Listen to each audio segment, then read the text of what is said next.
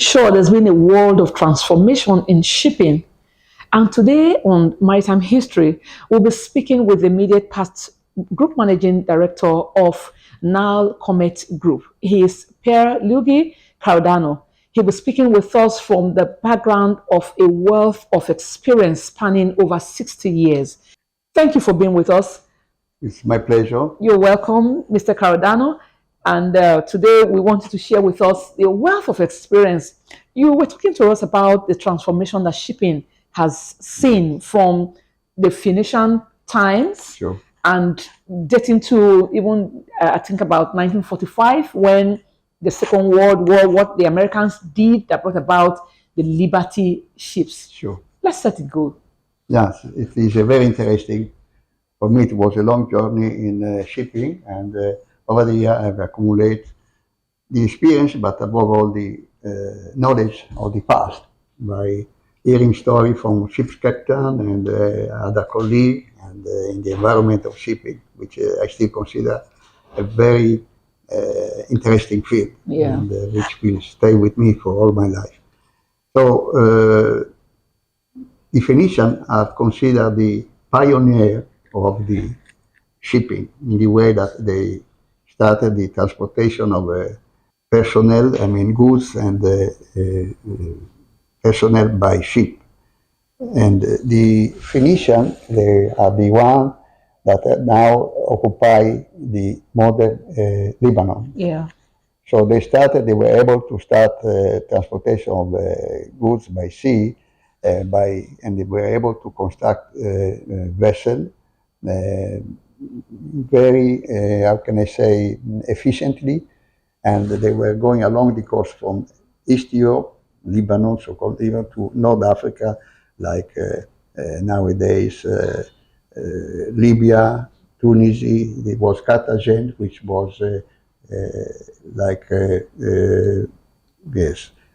which now is the country Algeria. Algeria. Okay, so and from them they were able to distinguish themselves for efficiently transporting goods and passengers, and they are very well known for that. So from that inception of shipping, which was about 1,500 years before Christ, was 1,500 years, and there were not many transformation in shipping, because the first big transformation, I would say, is the switch from the sail to the engine. In fact, the Phoenicians, of course, at that time, they were building wooden ships, which were propelled by sail, by canvas. And now with the advent of the engine, it is a very big impulse of this industry, because you don't depend on the force of the wind. You can transfer very efficiently, very fast, with minimum time. So it was the very big transformation.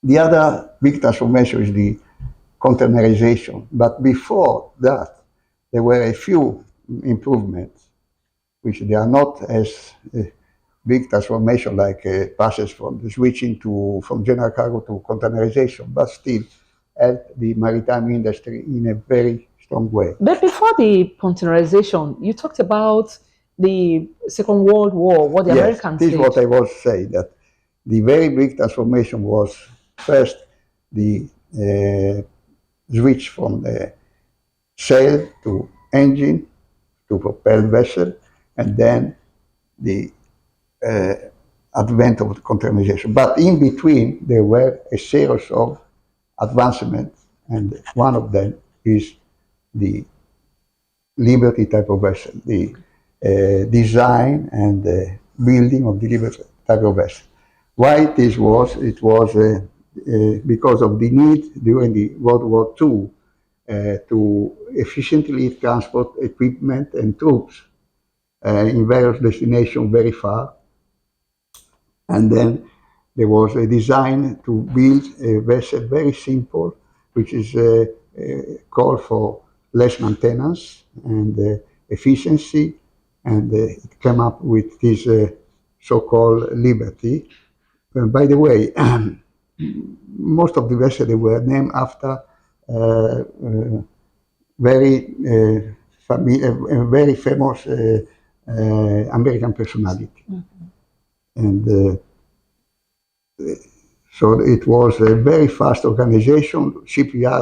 Many shipyards were organized to build this type of vessel, which was a capacity of about from 10 to 11,000 tons deadweight capacity. Wow, It means provision, fuel, including and goods altogether. highly efficient. Yes. So on that, there was so big organization to the extent that it is said that every day there was a new Liberty vessel. And this has helped the American and its allies in the war, because in war, what is important is have the possibility to display armament and component warfare in a fast and efficient way is very important. So that was the beginning of building vessels which require less maintenance and more efficient. And now after the war, you can imagine there were thousands of these type of vessels. And of course, the American government will not keep all of them, so it has to dispose it at a very, very cheap price, almost for nothing. And I think that was like even a way that encouraged commercial shipping a lot. Thank you. Yes, because entrepreneurs who were not even in shipping, but they saw an opportunity. You know, an entrepreneur is also looking way to make business, to do new things, and called the attention of a many entrepreneur who decided to acquire at a very low price those vessels, and they venture in shipping. So, and this gave a big impulse in the activity, because especially after the World War II, there was more demand in transportation of goods by sea. And this is where it started. That's why I say this was a big impulse. Of course, other improvement in the activity of shipping was the modern technology like GPS. You remember the story of a captain telling me they have to go to decide a route to go by experience, guessing what will be the atmosphere, where there was a storm or not. Nowadays, you have a weather routing, which a company will give indication to the captain where to go to avoid trouble, and what is the most efficient route. Yeah. So these are all advancement. But the big advancement was, as I say, the switch from sail to engine, and then containerization. Okay. So after containerization, now I think that is what has what the world is doing today for commercial shipping. Yes. And but would you say apart from the improvement or efficiency, it's also about safety, the quantity of goods that can be moved from one location to another.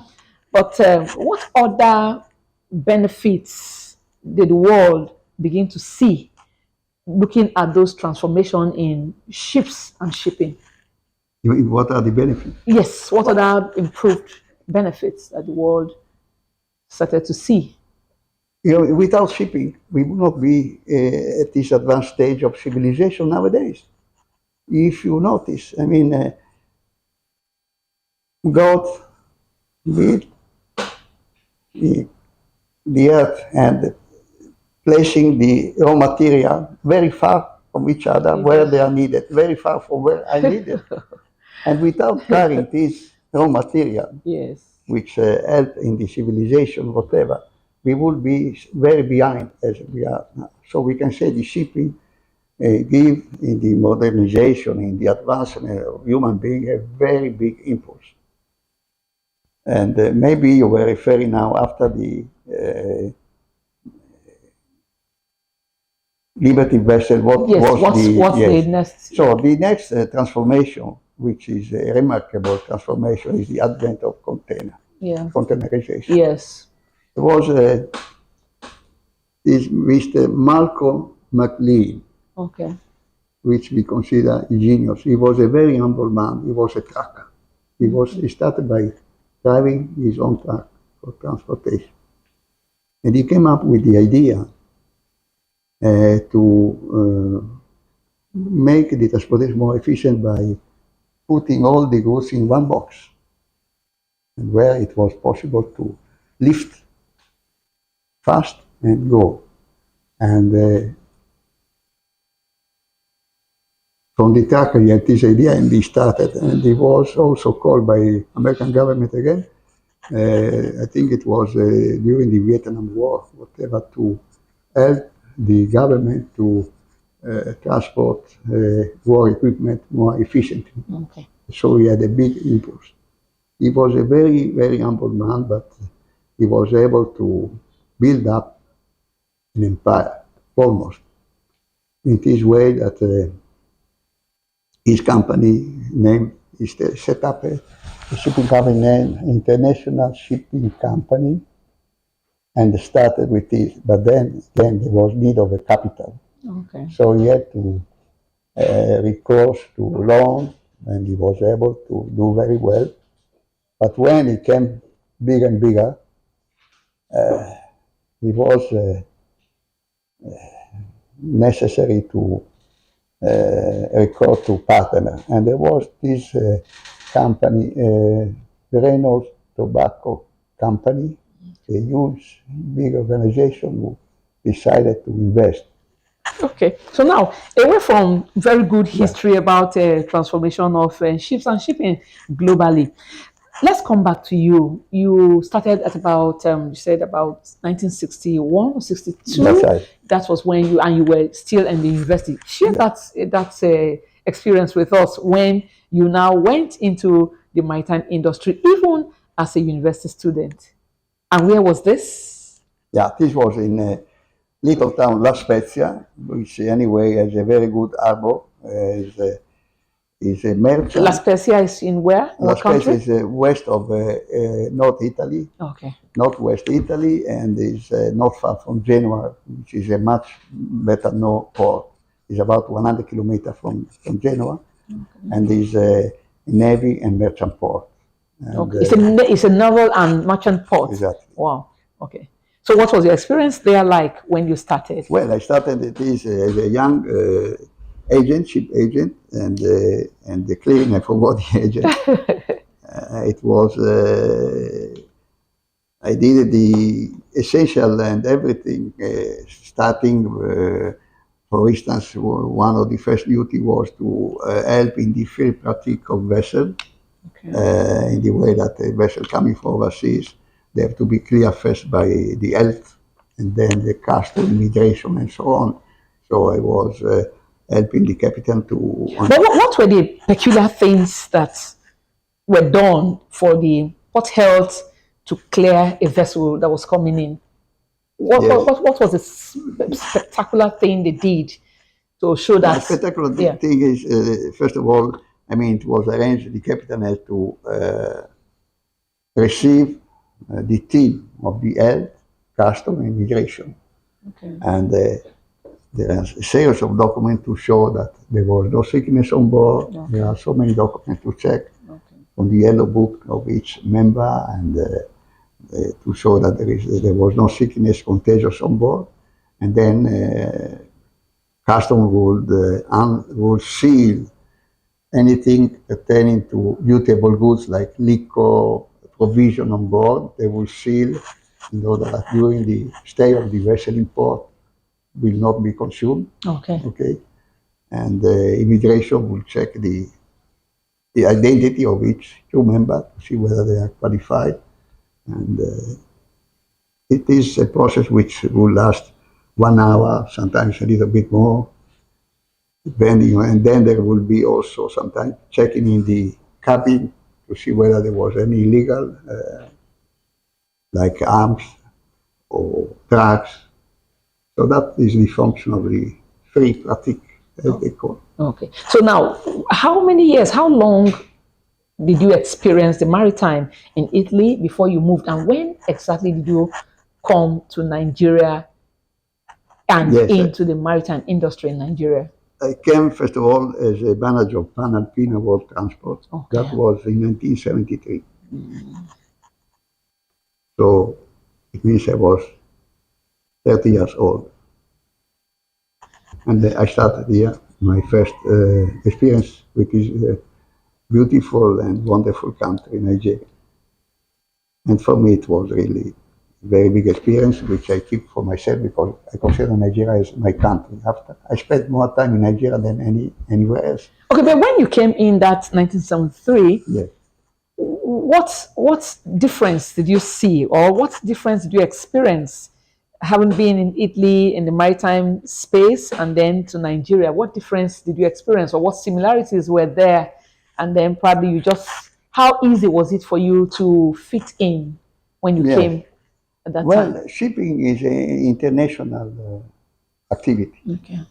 So the function of shipping is applied anywhere in the same way. So I didn't experience anything strange. I rather noticed that it was already at that time, in 1973, Nigeria was among the, I would say, advanced shipping country. In the way that everything, NPA was already in existence. Yeah. It was for me a very good experience to meet for the first time the port manager, whatever. You know, everything was new for me. I was well accepted. And there were pilots, Nigerian pilots, but also many pilots from Indian, but especially Egyptian, because that time there was a crisis that they closed the Suez Canal. So many Egyptians were unemployed. They were called in Nigeria. It was so many happening, so many happening. But I still fondly remember all these changes and the way Nigerians were interacting to me very enthusiastically, which I like, and of course I appreciate. And I was a manager of Panalpina posted in Port Harcourt, River State. Okay. That was my first experience in Nigeria, 1973, which is 40 years ago. Now what I'm saying is 50 years 50 ago. years ago. 50 years ago. Yes. Half century. So you can imagine, because from that, apart from a small period in US and Italy, then I've always been here. And when I was also in the US and Italy, I was working in function of Nigerian activity. So for me, Nigeria is my life. Okay. So now, if you, from your eyes, from perspective of what you have seen and experienced, how have you seen the maritime industry in Nigeria grow? Big transformation also in Nigeria, sure. First, because Nigeria is the largest import country in terms of volume, import, export, but especially import for cargo. Okay. By far is the bigger one in West Africa, I would say also in Africa. So all the major shipping lines have been very keen to trade with Nigeria. They need Nigeria. Without Nigeria, they could not, for instance, continue to apply a service in West Africa, because Nigeria was accounting for at least 70% of the oil cargo in West Africa. So anyone flying the route to West Africa need Nigeria, cannot forget about Nigeria. Mm-hmm. And so Nigeria has always been, together with Ghana, in fact, we know by experience the shipping line, NSL and Black Star Line, the two government lines. So it has all been a progress because, as I say, shipping is international, so it goes along with any other country. Yeah. And where there is need of shipping, it is where there is prosperity or advancement. So that is, no matter what the condition of a country, a populous country like Nigeria. Yeah. And the size, and the number of population will Yeah. always be important for anyone in shipping. No Okay. matter. So now let's look at the flip side. Yeah. I love the sea, Okay. so I'm attracted to any activity which is involving the sea. When I say sea, I also mean open sea. First of all, fishing has always been, in my opinion, very attractive, an idea, profession, which you cannot do everything in life, of course. Yeah. But as a pastime, I will do. I can spend hours under the sun just to sailing. Sailing is my Sailing. passion. Okay. So to the extent that I didn't have much time in all this year, to be honest, but I have a boat which is not very large and is, I would say, economical to maintain because sails, you go by sails, you don't have big engine, you don't need a crew, you don't need much maintenance. So this boat, unfortunately, I've been using the boat only maybe 1 month per year when in my free time because I keep it in Italy. So I decided to adventure myself in crossing the ocean, Okay. and it was a very good experience. There is a rally, so-called Atlantic Rally for cruiser, which once a year depart from Las Palmas, Okay. and with a crew of other three. So altogether we were four. We were able to start in November. It's the season of the trade wind, the so-called Alizé, where the wind always blow in the same direction, towards west. Yes. That explains why Christopher Colombo was able to cross and landed in the other side of the pond, as they say, which was America. But at that time it was thought that it was the Western India. You know, that's why some of the places are called Western India. But so it is from November for about 1 or 2 months. The same direction of the wind, rather strong to well. So we started in Las Palmas in November, early November, to Cape Verde. In the only 5 days we were able to reach Cape Verde, which is a beautiful. I like That's in 2022. Last year, no, or no, when it was was that? in 2014. Okay, 2014. Yes. Oh, okay.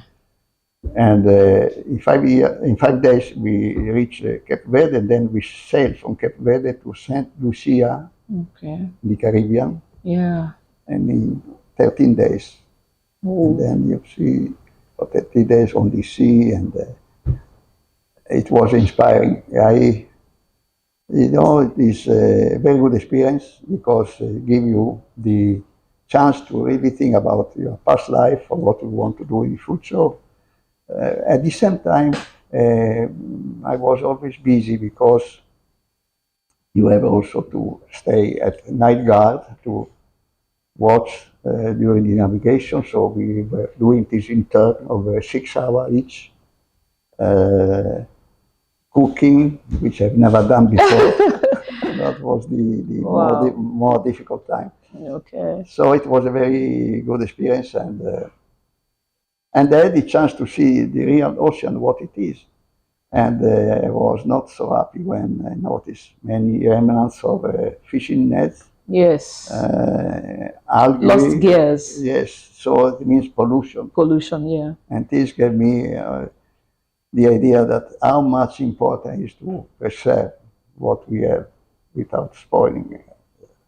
But from that experience, what really can we do or be done to encourage people not to pollute these seas? I see a very big advancement in this because the majority of people now, they are more conscious, and there are many.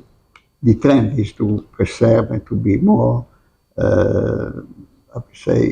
environmental efficient. That is very important. I remember many years ago, also in Italy, the habit was, this one I don't need, just throw it away. But now they are And that was recycling. it is, you know. But with the going on time and more people are becoming more conscious. Now there is a very strict knowledge, and I believe that we are still in time to save. We are still in time to improve. Yeah. Yes, Well, thank you so much. We are grateful that you shared this experience and you actually gave us a very, very important information on the transformation eras of ships and yes, shipping. yes. Thank you so much. It's a pleasure, and always, whenever there is a possibility to contribute, whatever it is, environment of shipping, I will always be happy because it is my life. So thank you Thank you for so this. much.